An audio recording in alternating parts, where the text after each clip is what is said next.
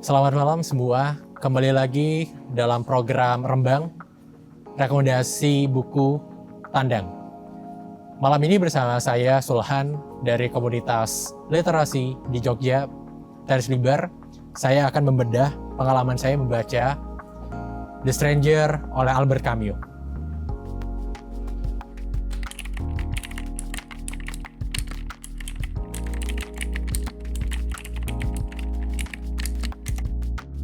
Oke, sebenarnya saya punya catatan pribadi akan keseluruhan buku ini, yaitu we are all strangers to everyone, even to ourselves. Jadi catatan ini itu seakan-akan kita itu adalah stranger seperti judul buku ini. Kita asing sekali dengan semua orang, terutama juga dengan diri kita sendiri, begitu. Nah, kemudian masuk ke cerita buku ini, itu masuk dengan bagaimana Meursault itu menjalani hari-harinya seperti biasa. Kemudian saat suatu terjadi, ya udah begitu. Dia tetap berpegang teguh pada pendirinya sendiri tanpa terlalu terganggu dengan apapun yang terjadi itu. Itu makanya saya pikir kalimat yang saya ucapkan tadi di awal itu bisa menyimpulkan keseluruhan isi buku ini.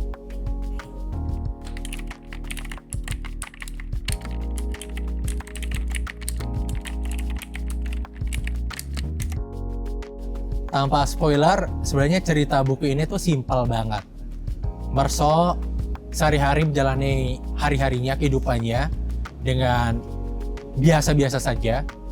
Pergi kerja, bertemu teman, makan malam di restoran favoritnya. Sampai suatu ketika datang kabar bahwa ibunya wafat. Tapi Meursault tidak terlalu ambil pusing soal itu, walaupun lingkungan sekitar itu mengkritiknya akan hal itu, tapi itu tadi dia seolah tak terjadi hal besar begitu. Kemudian hal kedua yang menjadi titik balik dari cerita ini saat sebuah insiden terjadi pada Meursault yang dimana itu memaksa dia itu seakan-akan dia keluar dari kebiasaan ini, kebiasaan yang bisa dibilang monoton ini begitu. Nah, setelah itulah ceritanya tidak akan sama lagi. Sampai akhirnya Meursault berakhir karena sifatnya sendiri. Mungkin garis besar dari cerita ini tanpa spoiler yang besar mungkin seperti itu. Oke, kesan pertama waktu kamu lihat sampulnya, Mas, kamu tertarik atau ragu? Sebenarnya kalau melihat dari sampul yang ini ya, yang ini, itu saya biasa aja karena saya bukan orang yang terlalu menilai buku dari sampulnya. Dan juga karena saya memang sudah tahu bukunya sebelumnya, maka dari itu saya tidak terlalu mempedulikan. Tapi mungkin bagi beberapa orang, ini sampul yang terkesan terlalu biasa saja mungkin. Kalau saya sih tidak masalah dengan sampul yang bagaimanapun. Satu momen saat baca yang bikin kamu berhenti dan bilang sebentar.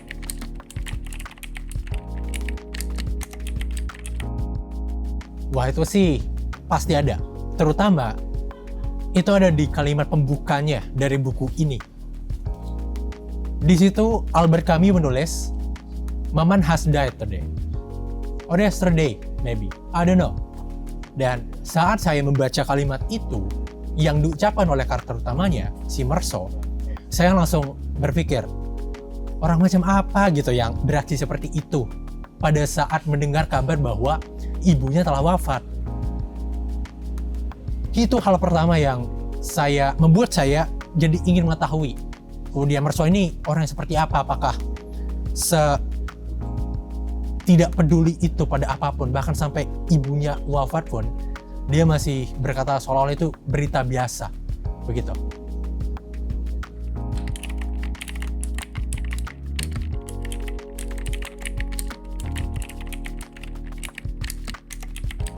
Albert Camus bisa dibilang adalah idola saya sebenarnya. Saya mengetahui beliau dari beberapa esainya tentang filsafat yang dia kemukakan, yaitu absurdism. Nah, Albert Camus itu adalah salah satu penulis penting dari Prancis, yang mana beliau juga mendapatkan penghargaan seperti Nobel Prize, dan dia berkontribusi banyak, baik itu dalam dunia sastra maupun dunia filsafat.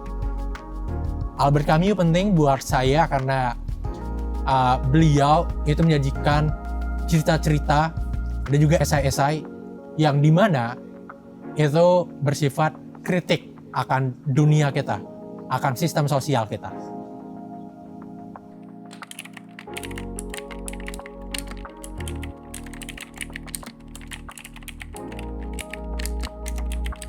Ekspektasi pas awal baca sebenarnya saya rasa ini akan agak padat ya, karena setipis ini, kurang dari 200 halaman. Terus kemudian karena Camus sendiri itu seorang filsuf, mungkin akan lebih puitis gitu bahasanya. Namun ternyata pas baca itu nggak terlalu begitu sih, lebih ke direct banget bahasanya, mirip-mirip seperti gaya dari penulis novel klasik Amerika. Mungkin mirip-mirip seperti Hemingway mungkin kalau bisa dibilang. Nah, kalau soal Meursault, itu orangnya seperti apa? Itu Meursault orang yang sangat tidak pedulian pada sekitarnya, bisa dibilang. Selain itu, dia juga orang yang digerakkan oleh sensasi-sensasi fisik. Misalnya, 2 hal yang benar-benar menggerakkan Meursault, itu pertama soal ngantuknya dia. Di hampir seluruh bagian yang menceritakan soal pengalaman dia, itu pasti ada dibahas soal ngantuknya dia. Kemudian juga soal rasa ketidakpeduliannya dia terhadap kondisi sosial di sekitarnya. Nah, 2 hal ini itu menjadi bagian penting dari karakter Meursault itu sendiri.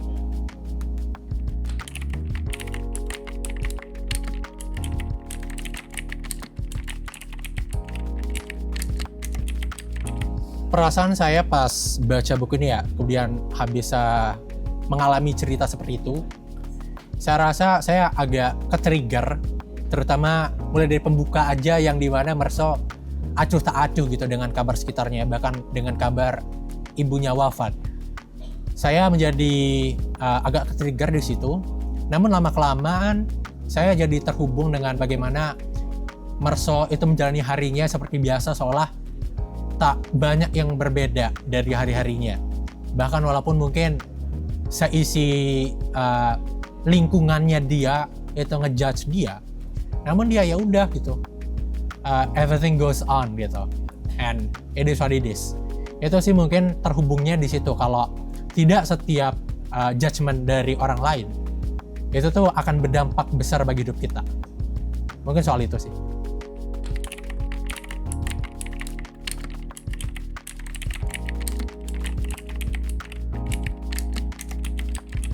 Oh, itu mungkin ada di part 2-nya. Kan Meursault habis ada insiden. Kemudian di part 2-nya itu dia langsung disidang karena dia telah melakukan tindakan kriminal gitu.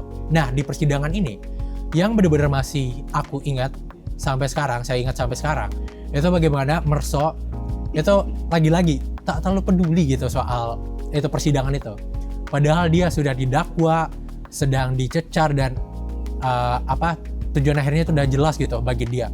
Namun ya udah, dia biasa aja, dia masih ngantuk-ngantukan, dia masih nggak peduli soal omongan orang gitu. Bahkan saat jaksanya sendiri itu bilang kalau Meursault itu bahkan seorang yang monster gitu karena nggak peduli soal situasi di sekitarnya. Meursault ya udah gitu, nggak terlalu menanggapi hal itu, malahan dia bilang gini ke kata-kata dari jaksa itu. Orang ini kalau ngomong tuh hebat banget gitu, meyakinkan semua orang di sekitarnya. Pantesan dia jadi jaksa yang bagus gitu. Itu bagi saya tuh memang, wah, ternyata si Meursault itu masih seperti ini gitu. Padahal seperti satu dunia sudah bersekongkol untuk melawannya, tapi dia masih saja kekeh dengan perilakunya seperti di awal tadi.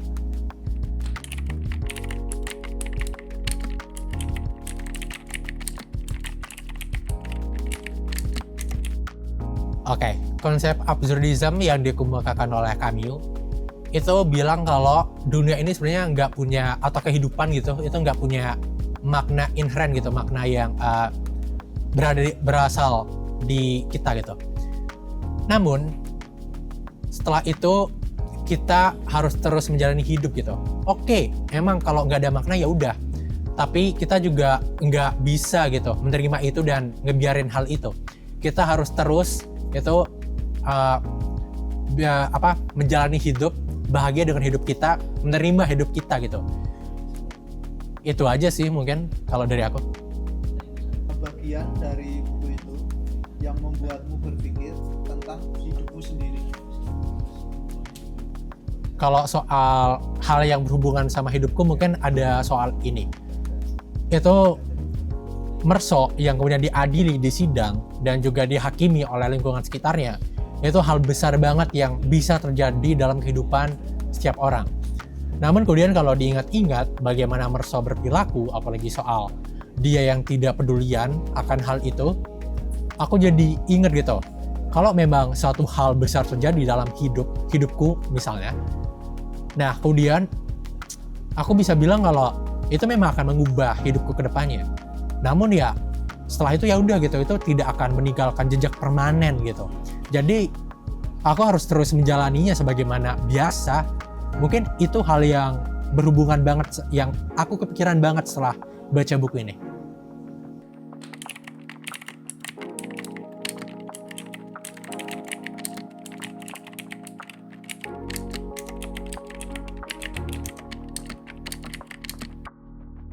Mungkin kalau aku berhadapan langsung dengan Merso, dan saat mungkin aku baru pertama kali bertemu dengannya, aku pasti akan menjadi kebanyakan dari masyarakat yang juga menjudge Merso bahwa dia orang yang nggak berperasaan, bahkan mungkin aku akan berpikir kalau Merso itu monster. Namun setelah aku habis membaca buku ini 2 kali, aku jadi mikir gitu, kalau ternyata orang-orang kayak Merso itu banyak sebenarnya yang menjadi sangat terasing dari lingkungan sekitarnya dan sebagainya gitu. Jadi mungkin setelah itu aku mungkin akan ya udah gitu, kalau orang kayak Merso ini itu ada gitu, dan karena dia bertemu langsung denganku, aku nggak akan ngejudge dia mungkin selama ini setelah aku tahu apa yang dia alamin. Tapi pesanku mungkin bahwa oke, kita memang orang asing bagi siapapun, bahkan bagi kehidupan kita sendiri. Namun ya itu bukan berarti kita tidak bisa berusaha untuk mengenal orang lain gitu. Mungkin Merso itu berhenti di kehidupannya sendiri. Itu yang membuat dia merasa terasing banget gitu, bahkan nggak paham sama perilaku orang terhadap dia.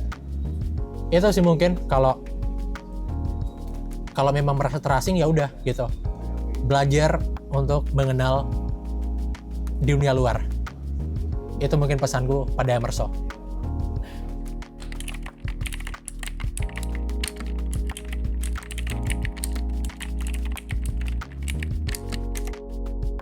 Mereka yang cocok baca buku ini mungkin orang-orang yang punya pikiran kayak, oh ini norma, ini apakah patut di masyarakat itu, apakah ini memang sudah dari dulu. Pokoknya orang-orang yang mempertanyakan norma-norma sosial dan ketetapan sosial gitu. Kemudian mungkin buku ini akan gak cocok bagi pembaca-pembaca yang mungkin punya ekspektasi kalau karakternya akan ada perubahan di akhir gitu, karena ternyata tidak. Kemudian juga buku ini gak akan cocok buat mereka yang mungkin agak konservatif gitu soal moral-moral dari karakternya, yang gak mau terganggu gitu dengan pikiran-pikiran dari karakter dari buku ini. Itu sih mungkin.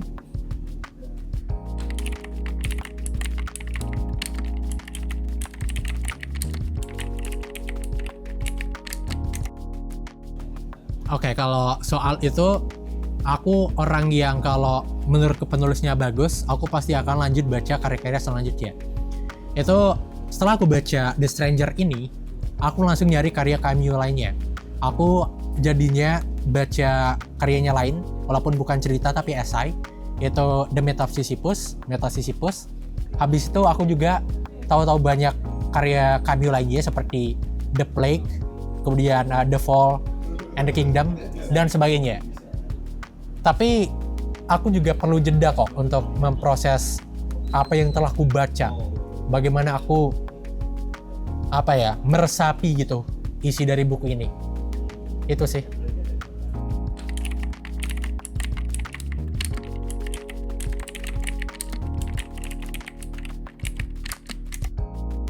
Oke, 30 detik untuk meyakinkan kalian baca buku ini. Oke.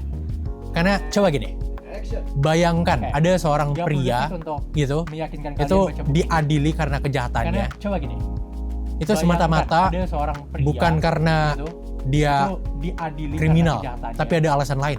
Coba bayangkan, Semata-mata bukan di karena hari pemakaman dia ibunya, Merso kriminal, itu nggak tapi nangis. ada alasan lain. Dia cuma Coba bayangkan. berdiri di sana, di hari jarak pemakaman aman, ibunya, dan dia Merso malah itu mengeluh nggak soal nangis.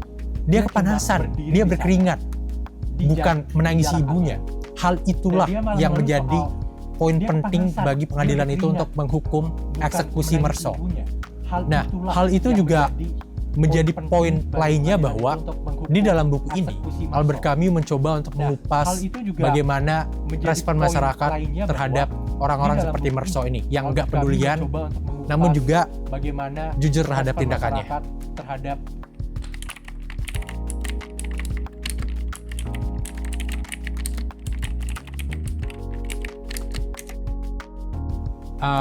Saya rasa buku-buku dari Camus kebanyakan udah public domain, tapi mungkin di kedai ini ada di Dongeng Kopi, atau mungkin kalau teman-teman mau punya sendiri, itu bisa dari vintage klasik yang saya pegang saat ini. Kemudian mungkin ada juga dari penerbit-penerbit Indonesia lainnya, seperti Kakak Tua ataupun dari Basa Basi. Cari aja di penerbit favorit kalian.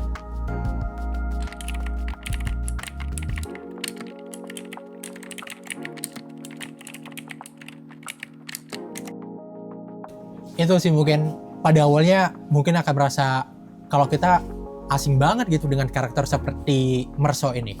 Tapi lama-lama baca itu jadi mikir gitu. Kok agak relate gitu. Karena aku cukup yakin kalau beberapa dari kita mungkin pernah acuh tak acuh atau apatis gitu dengan suatu hal dalam hidup kita setidaknya. Jadi awalnya asing, lama-lama jadi familiar banget gitu. Oke, itu saja mungkin yang bisa saya bagikan ke malam ini dalam episode Rembang kali ini. Kita berjumpa di Rembang selanjutnya. Saya Sulhan, saya pamit undur diri.